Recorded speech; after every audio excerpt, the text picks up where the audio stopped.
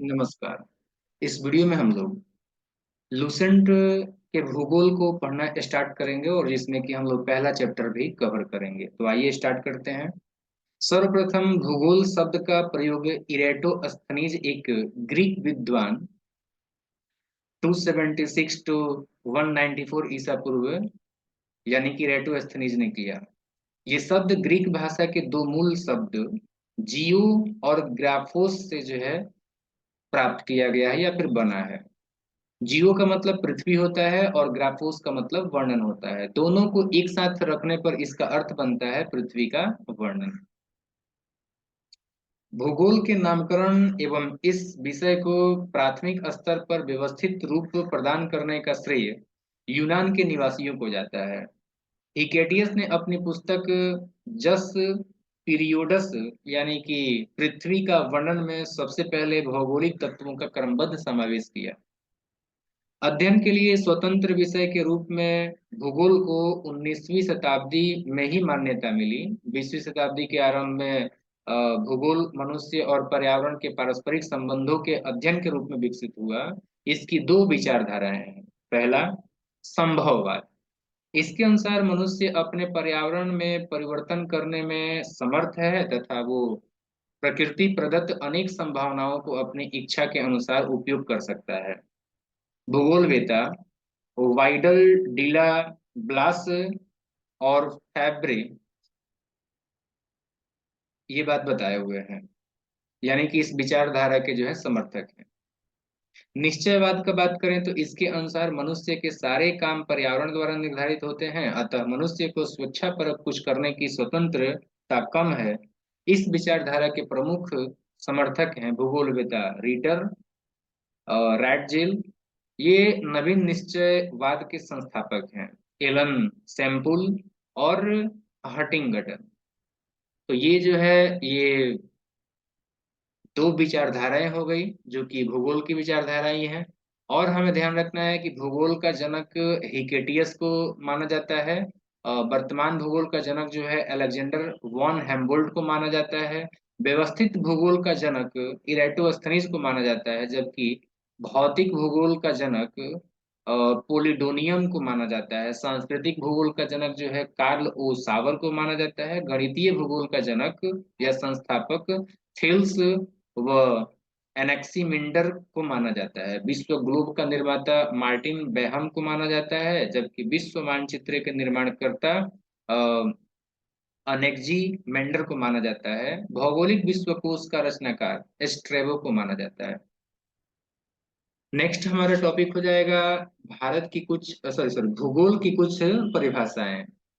भूगोल एक ऐसा स्वतंत्र विषय है जिसका उद्देश्य लोगों को विश्व, आकाशीय पिंडों, स्थल, महासागरों, जीव जंतुओं, वनस्पति, फलों तथा भूधरातल के क्षेत्रों में देखी जाने वाली प्रत्येक अन्य वस्तु के का जो है ज्ञान प्राप्त कराना है। ये बात कहा है एस्ट्रेबो ने। जबकि क्लैडियस टॉलमी के द्वारा बताया गया है कि भूगोल पृथ्वी की झलक को स्वर्ग में देखने वाला आभामय विज्ञान है।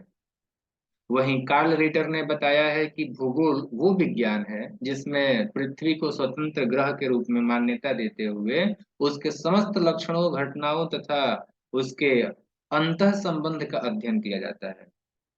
ऑर्थर होम्स ने कहा है, भूगोल में पृथ्वी के उस भाग का अध्ययन किया जाता है जो मानव के रहने का स्थान है। अब आइए हम लोग अपना पहला चैप्टर स्टार्ट करते हैं जो कि है ब्रह्मांड। अस्तित्वमान द्रव्य एवं ऊर्जा के सम्मिलित रूप को ही ब्रह्मांड कहते हैं। दूसरे शब्दों में हम कह सकते हैं कि सूक्ष्मतम अणुओं से लेकर महाकाय आकाश गंगाओं तक के सम्मिलित रूप को या स्वरूप को ब्रह्मांड कहा जाता है। ब्रह्मांड की उत्पत्ति से संबंधित बहुत सारे सिद्धांत हैं, जिसमें से कि कुछ हैं इस प्रकार से। महाविस्फोट सिद्धांत, जिसको कि हम लोग बिग बैंग थियरी कहते हैं। एब जॉर्ज लेमेंटेयर इसके जो है प्रमुख कह सकते हैं रचनाकार हैं। बिग बैंग थ्योरी को प्रतिपादित करने वाले प्रतिपादक हैं। साम्य अवस्था या सतत सृष्टि सिद्धांत या स्थिर अवस्था संकल्पना, ये इनसे संबंधित व्यक्ति हैं थॉमस गोल्ड और हर्मन बॉडी। दोलन सिद्धांत डॉक्टर एलन संडेजा। स्फीति सिद्धांत एलन गुथ। ब्रह्मांड की उत्पत्ति से संबंध में महाविस्फोट सिद्धांत सर्व कह सकते हैं कि जो है प्रमुख है, या कह सकते हैं कि सर्वाधिक मान्य सिद्धांत है। इसका प्रतिपादन बेल्जियम के खगोलज्ञ और पादरी एब जॉर्ज लेवेंतेयर ने किया था। बाद में रॉबर्ट वेगोनेर ने इस सिद्धांत की व्याख्या की। महाविस्फोट सिद्धांत के अनुसार पहला, कि आरंभ में वे सभी पदार्थ जिनसे ब्रह्मांड बना है अति छोटे गोलक यानी कि एकाकी परमाणु के रूप में एक ही स्थान पर स्थित था, जिनका आयतन अत्यधिक सूक्ष्म और तापमान तथा घनत्व अनंत था। दूसरा, कि अत्यधिक समकेंद्रण के कारण बिंदु का आकस्मिक विस्फोट हुआ, जिसे महाविस्फोट ब्रह्मांडीय विस्फोट कहा जाता है, बिग बैंग कहा जाता है। इस अचानक विस्फोट से पदार्थों का बिखराव हुआ, जिससे कि सामान्य पदार्थ निर्मित हुए। इसके अलगाव के कारण काले पदार्थ बने, जिनके समूहन से अनेक ब्रह्मांडीय पिंडों का सृजन हुआ। वैज्ञानिकों का विश्वास है कि महाविस्फोट की घटना आज से लगभग 13.7 अरब साल पहले हुआ था। महाविस्फोट के लगभग 10.5 अरब वर्ष पश्चात यानी कि आज से लगभग 4.5 अरब वर्ष पहले जो है सौर मंडल का विकास हुआ, जिसमें कि ग्रहों उपग्रहों का भी निर्माण हुआ। इस प्रकार बिग बैंग परिघटना से ब्रह्मांड की उत्पत्ति हुई। तभी से उसमें निरंतर विस्तार जारी रहे, इसके साक्ष्य के रूप में आकाशगंगाओं के बीच बढ़ती दूरी का साक्ष्य दिया जाता है। नासा ने 2001 में मैप नामक अनुसंधान में इसकी पुष्टि की। अब इस मैप का पूरा नाम क्या होता है, तो माइक्रोवेव एनिसोट्रॉपी प्रोब होता है। ब्रह्मांड के निरंतर विस्तारण के साक्ष्य जुटाने में एडविन हब्बल का योगदान उल्लेखनीय है। ब्रह्मांड के निरंतर विस्तारण के साक्ष्य के रूप में अंतरिक्ष में सूक्ष्म तरंगों की उपस्थिति का पता चलना, अंतरिक्ष में रेड शिफ्ट परिघटना का अवलोकन तथा आधुनिक अध्ययनों में सुपरनोवा का अंतरिक्ष में विस्फोट होना भी ब्रह्मांड के विस्तार के साक्ष्य के रूप में माना जा रहा है। एक नोट ध्यान रखेंगे कि नासा के द्वारा 30 जून 2001 को जो है डेविड विल्किंसन के नेतृत्व में बिग बैंग की पुष्टि हेतु मैप परियोजना यानी कि माइक्रोवेव एनिसोट्रॉपी प्रोब का शुभारंभ किया गया। मैप एक खोजी उपग्रह है। इससे प्राप्त चित्रों से जो है बिग बैंग की पुष्टि होती है। 11 फरवरी 2013 को इस आधार पर नासा ने ब्रह्मांड की आयु 13.7 अरब वर्ष निर्धारित करने की घोषणा की। डेविड विल्किंसन की सितंबर 2002 के निधन के पश्चात उनके सम्मान में मैप उपग्रह का नाम 11 फरवरी 2003 को WMAP यानी कि विल्किंसन माइक्रोवेव एनिसोट्रॉपी प्रोब रखा गया। नेक्स्ट है कि ब्रह्मांड के रहस्यों को जानने के लिए 30 मार्च 2010 ईस्वी को European centre for nuclear research यानी कि सर्न ने जेनेवा में पृथ्वी की सतह से 50 से 175 मीटर नीचे 27.36 किलोमीटर लंबे सुरंग में लॉर्ड हैड्रन कोलाइजर यानी कि LHC नामक महाप्रयोग सफलतापूर्वक किया। सितंबर 2008 ईस्वी में ये महाप्रयोग असफल रहा था। इसमें प्रोटॉन बीमों का लगभग प्रकाश की गति से टकराया गया तथा हिग्स बोसॉन का निर्माण का प्रयास किया गया।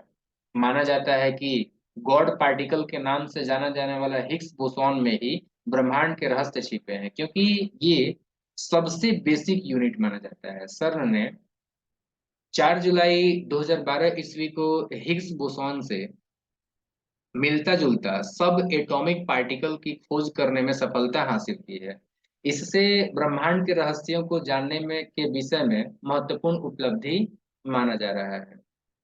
नोट ध्यान रखेंगे, ब्रिटिश वैज्ञानिक हिग्स ने 1964 ईस्वी में कॉस्मोलॉजी समझने हेतु गॉड पार्टिकल परमाणविक अवधारणा को पेश किया था, जो भारतीय वैज्ञानिक सत्येंद्र नाथ बोस के बोसॉन थ्योरी पर आधारित। ब्रह्मांड का व्यास 10 का पावर 8 प्रकाश वर्ष है।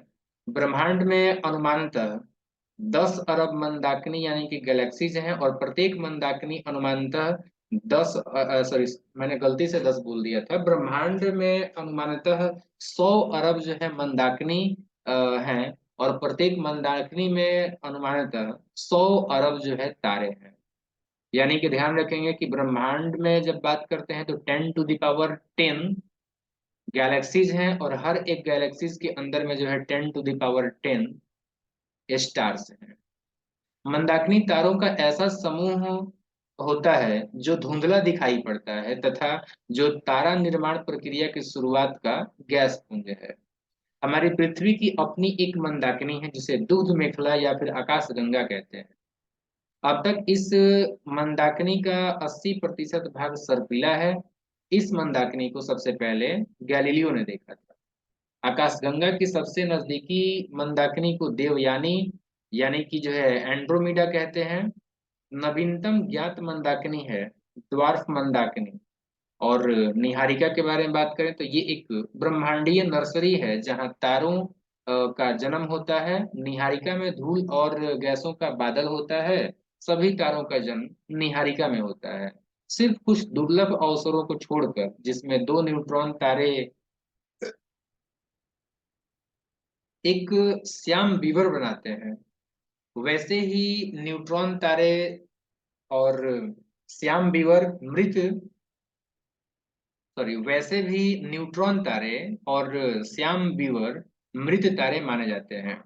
यहाँ पाए जाने वाले गैसों में हाइड्रोजन गैस, हीलियम गैस और अन्य आयनाइज्ड प्लाज्मा गैसें होती हैं।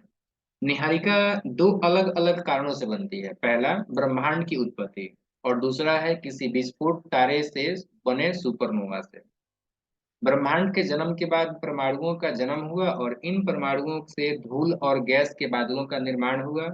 सुपरनोवा से जो पदार्थ उत्सर्जित होता है, इससे भी निहारिका का जन्म होता है। इसके उदाहरण हैं व्हेल और कर्क। निहारिका की उत्पत्ति ब्रह्मांड के जन्म और सुपरनोवा के मिश्रण से भी हो सकता है।